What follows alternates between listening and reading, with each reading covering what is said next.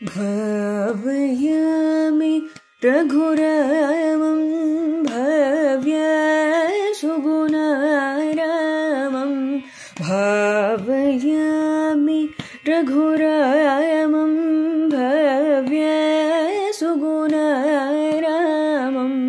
भावुकवितरणपरपाङ्गलीलसितं भावुकवितरणपरपाङ्गलीलसितं भावयामि रघुरामं भव्यसुगुणारामं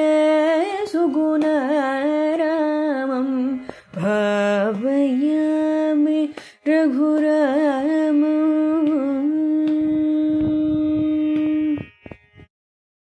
శ్రీ శ్రవణ ఛానల్కి చిన్నారులందరికీ శ్రోతలందరికీ కూడాను మరొకసారి స్వాగతం. మనం విన్న ఈ కృతి సావేరి రాగంలో ఉన్నటువంటి కృతి. స్వాతి తిరునాల్ మహారాజ్ గారి రచించినటువంటి కృతి అన్నమాట. ఇది కంపోజ్ చేసినటువంటి కృతి. పాడి వినిపించిన పావనికి అనేక అభినందనలు తెలుపుతూ మనం యోగ వాసిష్టంలో నిన్న భగవంతుడు స్వతంత్రుడు కాదా అవునా అన్నదానికి వశిష్ఠ మహర్షి ఏ రకమైన వివరణ ఇచ్చారు, దానికి రాముడు సంతృప్తి పొందుతూ వచ్చిన అనుమానాల్ని, చేతనత్వం అంటే ఏమిటి తెలుసుకుంటూ ఏ మనిషికి ఆ మనిషే చైతన్యాన్ని ఇస్తాడు అని వశిష్ఠులు వారు చెప్పిన దానికి అతనికి వచ్చిన అనుమానాన్ని ఒకటొకటిగా తీర్చుకుంటూ వస్తున్నారు రాములు వారు. ఈరోజు ఆయన సంధించబోయే ప్రశ్న ఏంటి అంటే, ఇవంతా మనం ఊహిస్తున్నదే కదా, ఏది సద్భావనల వైపు వెళ్లేందుకు కృషి చేయడం కానీ, లేకపోతే ఈ దురభ్యాసాల వైపుకు వెళుతున్న మనసుని కట్టడం కానీ, ఇదంతా కూడాను మనం ఊహే కదా, ఇదంతా తప్పవుతే ఎలాగా అన్నట్టుగా ఒక ప్రశ్న సంధించబోతున్నారు ఆయన. ఏమిటది? గురుదేవా, మీరు చెప్పింది చాలా యుక్తియుక్తంగా ఉంది, కానీ ఒకచోట మాత్రం యుక్తి కొంచెం దుర్బలంగా ఉందేమో అనిపిస్తోంది.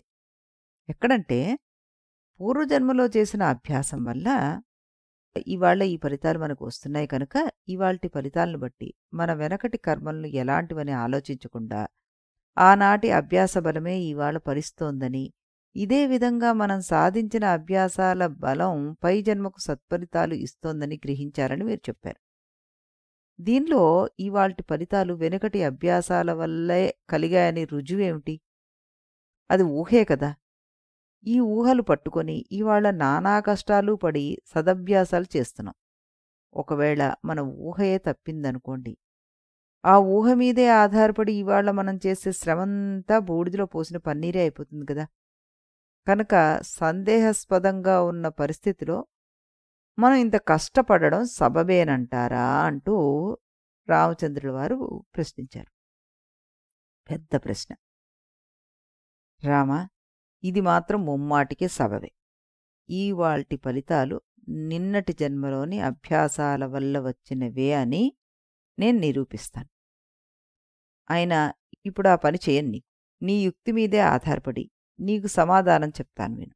నువ్వన్నట్టుగా ఇప్పటి ఫలితాలు వెనుకటి అభ్యాసాల వల్ల వచ్చాయని మనం ఊహిస్తున్నాం.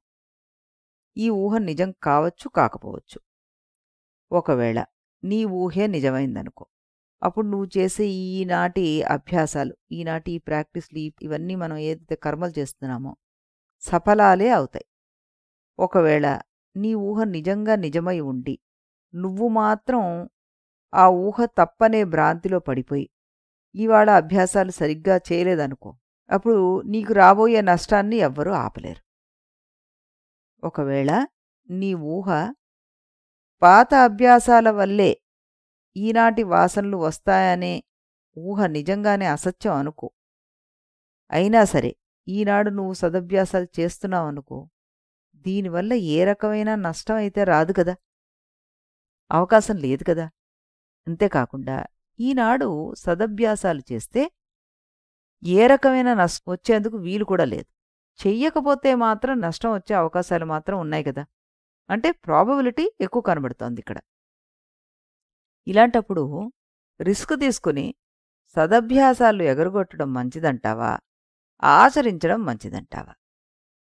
విజ్ఞుడెవడైనా సరే సదభ్యాసమే చేసి తీరుతాడు. అందుకే వెనుకటి వాసనల గురించి ఆలోచించకుండా ఈనాడు సదభ్యాసాల బలం పెంచుకోమని నేను చెప్పాను. రామా, ఇక అభ్యాసాల వల్ల ఫలితం వస్తుందనేది ఊహ కాదని, సత్యమేనని నీకు సులువుగా రుజువు చేస్తాను చూడు. యద్యదభ్యాస్యతే లోకే తన్మయేనైవ భూయతే ఇత్యాకుమారం ప్రజ్ఞేషు దృష్టం సందేహవర్జితం. ఇది 39వ శ్లోకం మనకి ఈ ముముక్షు వ్యవహార ప్రకరణలో సర్గ 9లో. లోకంలో చిన్నపిల్లలకు పెద్ద పెద్ద పాఠాలు చెప్తే త్వరగా రావడం లేదు. అలాంటి పిల్లలు గట్టిగా అభ్యాసం చేస్తే పెద్ద పెద్ద పాఠాలు కూడా గడగడా అప్పచెప్పేస్తారు. పాఠాలను అభ్యాసం చేసే ముందర ఆ పిల్లలకు గాని, ఆ పిల్లల తల్లిదండ్రులకు గాని, ఆ పిల్లల గురువులకు గాని ఈ అభ్యాసం వల్ల ఫలితం ఉంటుందో లేదో అనే సందేహం ఏ ఒక్కరికి ఉండడం లేదు. ఎవరికీ లేని సందేహం నీకెలా వచ్చింది? అందుకే రామా, ఏ సందేహాలకు తావులేదు. నువ్వు ఆచరించవలసిన మార్గాన్ని స్పష్టంగా నిర్దేశిస్తున్నాను విను. ఇప్పుడు నీలో శుభవాసనలు అశుభవాసనలు కలగాపులగంగా ఉన్నాయి. అందుచేత నువ్వు నీ సొంత ఆలోచనలకి ప్రాముఖ్యం ఇవ్వద్దు. గురుశాస్త్ర ప్రమాణయిస్తూ నిర్ణీతం తావదాచరా అన్నారు. గురువులు శాస్త్రాలు ప్రమాణపూర్వకంగా ఏ నిర్ణయాలు చేశారో ఆ నిర్ణయాల ప్రకారం నువ్వు నడుచుకో. అలా చేస్తూ పోతే నీలోని అశుభవాసనలన్నీ తొలగిపోయి కేవలం శుభవాసనలు మాత్రమే మిగులుతాయి. తతః పక్వకషాయేణ నూనం విజ్ఞాత వస్తునా. అలా శుభవాసనలు మిగిలి ఉన్న దశలో నీ మనస్సు పరిపక్వత చెందుతుంది. దానివల్ల నీకు పరతత్వ దర్శనం కూడా లభిస్తుంది. విజ్ఞాత వస్తునా.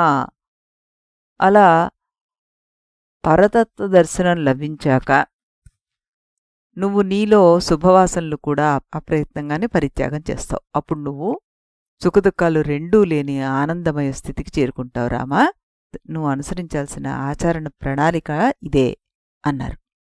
వశిష్ఠుడి మాటల్లో చివర్లో సుఖదుఖాలకు అతీతమైన ఆనంద స్థితి అనే మాట వచ్చింది. సుఖమన్నా ఆనందమన్నా ఒకటే కదా. సుఖానికి అతీతమైన ఆనంద స్థితి అనే మాట ఎలా కుదురుతుంది అని సందేహం రావచ్చు. దాని గురించి మనం ఒక చిన్న వివరణ కూడా చూద్దాం. లోకంలో సామాన్యంగా మనకు కలిగే సుఖాలన్నీ ఇంద్రియాల వల్లే కలుగుతున్నాయి. అయితే ప్రతిరోజు గాఢ నిద్రలో సుషుప్త అవస్థను అనుభవించి బయటకు వచ్చాక హమ్మయ్య హాయిగా సుఖంగా నిద్రపోయాను అని మెలకు వచ్చాక చెప్తూ ఉంటాం. ఈ సుషుప్త అవస్థ సమయంలో ఇంద్రియాలు గాని మనస్సు గాని పనిచేయడం లేదు కదా. అయినా సరే ఆ సమయంలో ఒక హాయి, ఒక సుఖం ఏదైనా అనండి అనుభవానికి వస్తుంది కదా.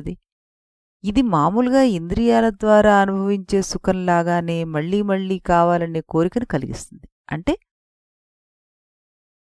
మళ్లీ నిద్రాసుఖం కావాలని ప్రతివాడు కోరుకుంటాడు. అందువల్ల ఇది కూడా సుఖాల జాతిలోకి చేరింది.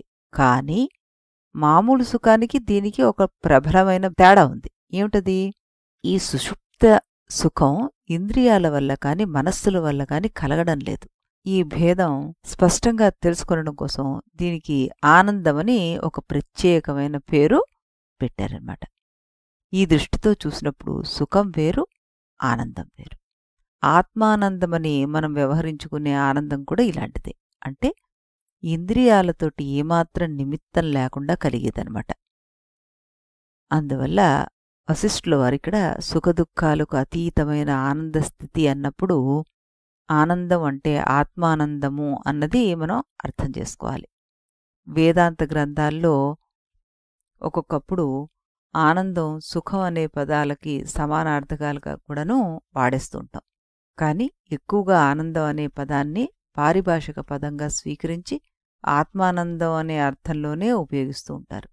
వేదాంత గ్రంథాలు చదివేటప్పుడు మనం ఈ విషయాన్ని గుర్తుపెట్టుకుని చదువుకుంటే మనకి సులువుగా అర్థమవుతుందన్నమాట.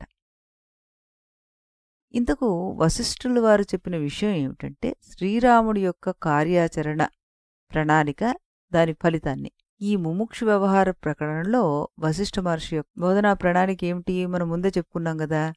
ఆ ప్రణాళిక ప్రకారం మున్ముందు పురుష ప్రయత్నం యొక్క ప్రాధాన్యతని ఆయన వివరించాలని అనుకుంటున్నారు. ఆ తర్వాత ఆయన ఆత్మవిచారణ గురించి చెప్పదలుచుకున్నారు.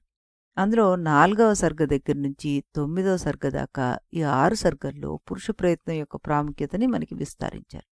ఇప్పుడు ఇక్కడ 9వ సర్గ చివర్లో ఉన్నాం. అయితే వెనక్కి తిరిగి చూసుకుంటే పురుష ప్రయత్నాన్ని గురించి ఇంత చర్చ చేశారు కదా, చివరికి ఏమిటి తేలినట్లు?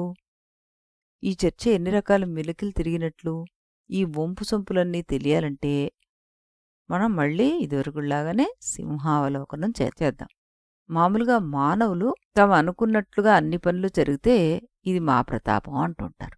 అనుకున్నట్లు జరగకపోతే దైవానుకూలం కలిసి రాలేదయ్యా, దానికి ఎవడేం చేస్తారు అంటారు. పని చెడిపోయినప్పుడు మాత్రం దైవం గురించి మాట్లాడతారు. పని సాగినప్పుడు మాత్రం దానికి పేరు ఎత్తాం అన్నమాట. అందువల్ల ఆ దైవం అంటే ఏమిటి, అది నిజంగా స్వతంత్రమైన శక్తి అవునా కాదా అనే సందేహాలు వస్తాయి. ఈ ప్రశ్నతోటే చర్చ ప్రారంభించారు వశిష్ఠుల వారు. లోకంలో మామూలుగా ఏం చెప్పేసుకుంటూ ఉంటామంటే, కొందరికి అనుకున్న పనులన్నీ చకచకా జరిగిపోతుంటాయి, మరికొందరికి మాత్రం అంతకంటే శక్తియుక్తులు ఎక్కువే ఉన్నా పనులు కలిసిరావు. ఎందుకంటే వీరికి దైవం అనుకూలంగా లేదు కాబట్టి. దైవం అనే ఒక స్వతంత్ర శక్తి ఉంది, అది అనుకూలించిన వారికి పనులు బాగా జరుగుతాయి, అది అనుకూలంగా లేని వాళ్ళకి పనులు జరగవు అనేస్తూ ఉంటాం మనం. ఇది లోకసామాన్యంగా అనే మాటే. అయితే ఇక్కడే వశిష్ఠ మహర్షి వారు లాజికల్గా ఒక ప్రశ్న లేవదీశారు. దైవం అనే ఒక స్వతంత్ర శక్తి ఉన్నట్లయితే అది కొందరికి మాత్రమే అనుకూలంగా ఉండి మరికొందరికి వ్యతిరేకంగా ఉండాల్సిన పనెందుకు వచ్చిందానికి అని. దీని మీద విచారణ బాగా చేసి మానవులు పూర్వజన్మలో చేసుకున్న కర్మల సముదాయాన్నే దైవం అని పిలుస్తున్నారు. అది తప్పితే వేరే దైవం అనే శక్తి ఏదీ లేదని నిరూపించారు ఆయన. సరే, లోకమంతా దైవము విధి అనుకునేదే ఒకప్పుడు నువ్వు చేసుకున్న కర్మే కనుక ఈనాడు నువ్వు చేసుకునే కొత్త కర్మ పాతదాన్ని జయించవచ్చు అంటూ కూడా ఇక్కడ నిరూపించారు ఆయన. అలా నిరూపించి ప్రతి మానవుడు ఈ జన్మలో మంచి వాసనలు కలిగేట్టుగా కృషి చేయాలి అని కార్యాచరణ మార్గం దగ్గరికి తీసుకొచ్చి ఆపారు. జరిగిపోయిన 6 సర్గల్లో జరిగిన చర్చకు మనకి ఇదే సారాంశంలా కనబడుతుంది కదా. ఇక జ్ఞానాన్ని సాధించుకునే విధానాన్ని చెప్పబోతూ మున్ముందుగా బ్రహ్మగారి దగ్గర నుంచి తన దాకా ఈ జ్ఞానం దిగి వచ్చిన క్రమాన్ని వర్ణించాలని ఆయన సంకల్పించారనమాట. దానికి ఆయన ఒక ప్రిపరేషన్ చేసుకుని ఉన్నారు. అది ఎలా ఆయన ముందు పెట్టారు అంటే, రామా, ఈ సృష్టిని బాగా పరిశీలించి చూడు. ఈ భూమి, ఈ సూర్యుడు, చంద్రుడు, గ్రహాలు, నక్షత్రాలు ఇవన్నీ కూడా వాటి వాటి నియమిత మార్గాలలో నియమిత వేగాలలో క్రమం తప్పకుండా సంచరిస్తున్నాయి. అలాగే మనిషికి మనిషే పుడతాడు, ఆవుకి ఆవే పుడుతుంది, అగ్నికి దహించే శక్తి ఉంది, వాయువుకి కదిలే శక్తి ఉంది. ఈ నియమాలు ఏవీ కూడా ఎక్కడ తప్పడం లేదు, అవునా కాదా? ఇలా ప్రపంచంలో మహాభూతాలన్నీ వాటి పని అవే చూసుకుంటున్నాయి. ఎక్కడా అవి నియమాన్ని తప్పడం లేదు. ఋతువులు తమ నియమం ప్రకారం నడుస్తున్నాయి. సృష్టి ప్రళయాలు తమ నియమం ప్రకారం నడుస్తున్నాయి. ఇలా సృష్టిలోని ప్రక్రియలన్నీ నియమబద్ధంగా నడిచే ప్రక్రియకు ఒక పేరు పెట్టుకున్నాం. ఆ పేరు నియతి. లోకంలో ప్రతి వైజ్ఞానికుడు కూడా తన పరిశోధనలు చేయదలుచుకున్న విషయంలో నియతి ఏమిటో కనిపెట్టాలనే ప్రయత్నం చేస్తాడు. అంటే ఉదాహరణకి ఒక వైద్య శాస్త్రజ్ఞుడు ఉన్నాడు అనుకుందాం. ఓ ఔషధాన్ని తీసుకుని పరిశోధన మొదలుపెట్టినప్పుడు ఆ ఔషధం వల్ల ఆవశ్యకంగా వచ్చే గుణాలేమిటి అని పరిశోధన చేస్తాడు. అంటే ఆ ఔషధానికి సంబంధించిన దాని నడక ఎలా ఉంది కనుక్కుంటాడు. ఆ ఔషధం ఫలానా వ్యాధిని పోగొడుతుంది అనే సత్యమే నియతి. ఆ నియతిని కనిపెట్టాక ఇక వాడు మాటిమాటికి ఆ విషయాన్ని పరిశోధన చేయక్కర్లేదు కదా. ఆ వ్యాధి ఉన్న చోటల్లా ఆ మందేసేస్తుంటాడు, ఆ జబ్బు తగ్గిపోతుంటుంది. ఆ నియతిని కనిపెట్టాక ఆ పరిశోధకుడు మాత్రమే కాక ఎవడు ఆ ఔషధాన్ని ఉపయోగించిన ఫలితం అలాగే వస్తుంటుంది. అలా వస్తేనే అది నియతి అవుతుంది. రామా, ఇంతకీ నేను చెప్పదలుచుకున్నది ఏంటంటే, ఈ సృష్టిలో ప్రతి అణువు, ప్రతి గోళము, ప్రతి జీవి, ప్రతి బ్రహ్మాండం అన్నీ కూడా ఒకానొక నియతి ప్రకారమే నడుస్తున్నట్లు మనకి స్పష్టమవుతుంది. ఆ నియతి అంటే ఏమిటి ఇప్పుడు నువ్వు ఆలోచించు అని ఒక ప్రశ్న ఆయనకి సంధించారు. అప్పుడు రాముడు అన్నట్ట, గురుదేవా, మీరు నియతిని గురించి వివరించిన విధానాన్ని బట్టి చూస్తే లోకం ఒప్పుకునే దైవం, మీరు చెప్పే నియతి 2 ఒకటేనేమోనని మొదట్లో అనిపించింది. కానీ దైవం అనేది జీవి యొక్క పురాతన కర్మ తప్పితే మరొకటి కాదని నిరూపణ జరిగిపోయింది కనుక అది ఇది ఒకటి అనుకోవడం కుదరడం లేదు. కనుక మీరు చెప్పే నియతి అనే పదానికి వస్తు స్వభావం అని అర్థం చెప్తే సరిపోతుందేమో అని నాకు అనిపిస్తోంది అంటూ ఆయన అన్నారు. అప్పుడు వశిష్ఠుల వారు ఏమనుంటారు? ఆయన చెప్పింది కరెక్టే అన్నారా కాదా? దానికి ఆయన ఏం ఎక్స్ప్లెనేషన్ ఇచ్చారు? ఈ విషయాన్ని మనం రేపు మళ్ళీ ఇదే ఛానల్లో ఇదే సమయానికి రాముడి స్తుతితో ప్రారంభించిన మరొక ఎపిసోడ్లో వినడానికి ప్రయత్నం చేద్దాం. అంతవరకు మనం కూడా దీన్ని ఆలోచిద్దాం ఈ విషయాన్ని గురించి. మరి ఈ రోజుకి సెలవు.